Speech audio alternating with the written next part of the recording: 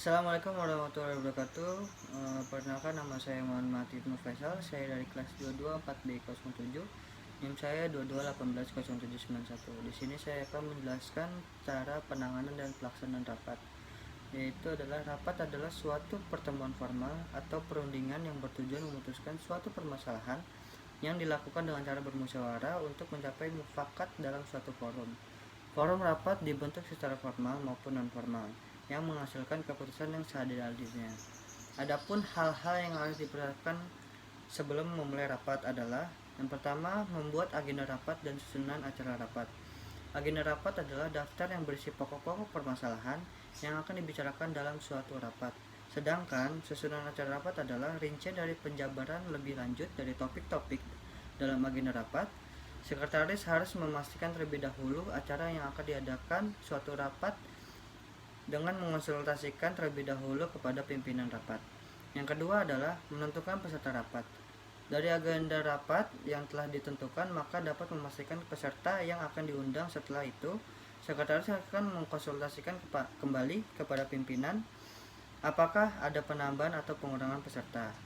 Nah, ketiga adalah membuat undangan rapat.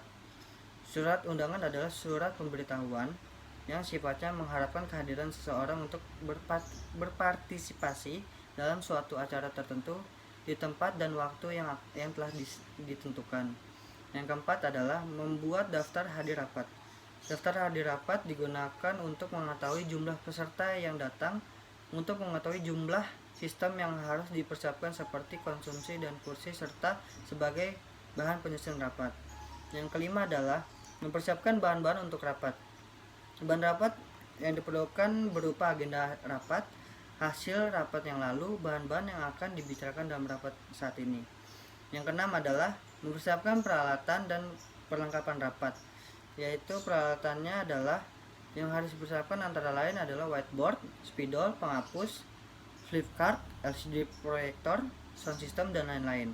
Yang ketujuh adalah mempersiapkan ruang rapat.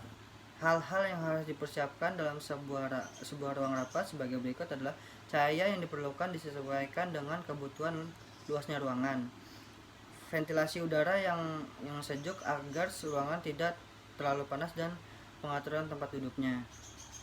Yang ke-8 adalah pengecekan persiapan rapat. Sebelum rapat dimulai, sekretaris harus memeriksa segala persiapan untuk meyakinkan apakah segala sesuatu siap dipergunakan dengan baik atau tidak.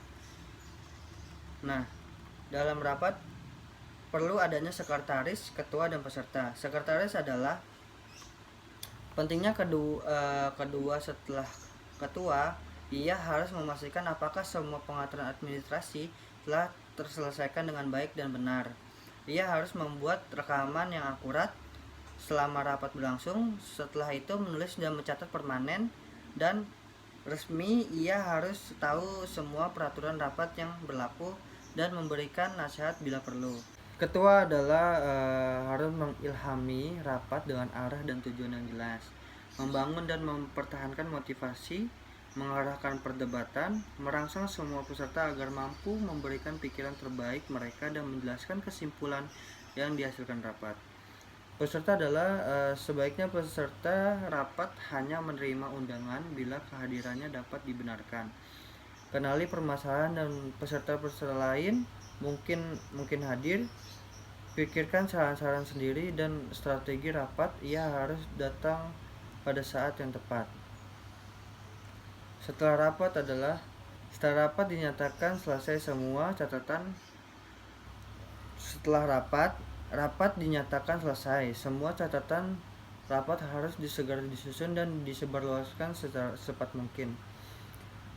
Mungkin itu yang saya bisa jelaskan dalam video kali ini. Kurang lebihnya mohon maaf. Wassalamualaikum warahmatullahi wabarakatuh.